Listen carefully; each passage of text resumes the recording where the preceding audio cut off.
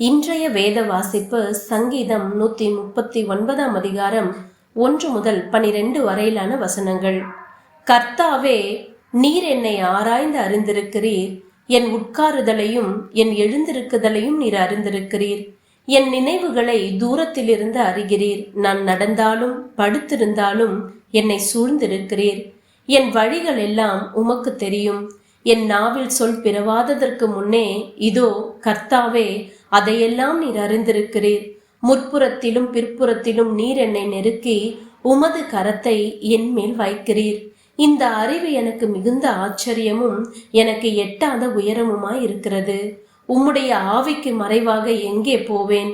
உம்முடைய சமூகத்தை விட்டு எங்கே ஓடுவேன்? நான் வானத்திற்கு ஏறினாலும் நீர் அங்கே இருக்கிறீர். நான் பாதாளத்தில் படுக்கை போட்டாலும் நீர் அங்கேயும் இருக்கிறீர். நான் விடியற் காலத்து செட்டைகளை எடுத்து சமுத்திரத்தின் கடையாந்திரங்களிலே போய் தங்கினாலும் அங்கேயும் உமது கை என்னை நடத்தும். உமது வலது கரம் என்னை பிடிக்கும்.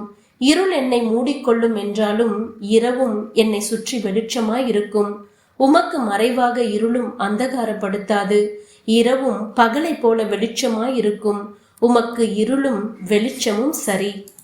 இன்றைய நற்செய்தி, தேவன் உன்னை அறிந்திருக்கிறார். என் அம்மாவால் தூரத்திலிருந்தே பிரச்சனை என்ன என்பதை கண்டுபிடித்துவிட முடியும் என்று தெரிகிறது.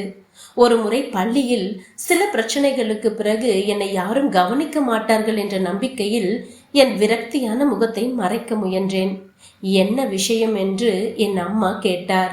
அவர் மேலும் அது ஒன்றுமில்லை என்று சொல்வதற்கு முன், நான் உன்னுடைய அம்மா என்பதை நினைவில் வைத்துக்கொள். நான் உன்னை பெற்றெடுத்தேன்.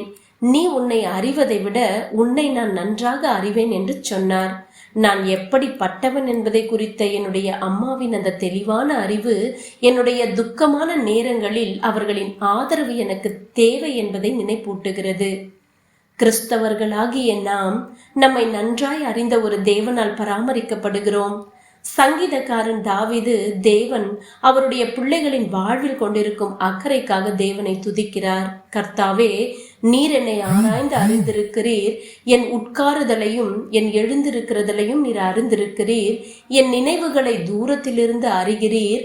நாம் யார் என்பதையும் நம்முடைய எண்ணம், ஆசை மற்றும் செயல் ஆகியவற்றையும் தேவன் அறிந்திருப்பதால் அவருடைய அபரிவிதமான அன்பு மற்றும் பாதுகாப்பின் எல்லையை தாண்டி நாம் எங்கும் செல்ல முடியாது.